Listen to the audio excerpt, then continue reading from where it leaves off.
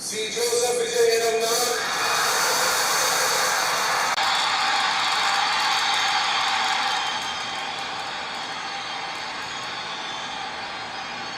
சட்டப்படி அமைக்கப்பெற்ற இந்திய அரசியல் அமைப்பின்பால்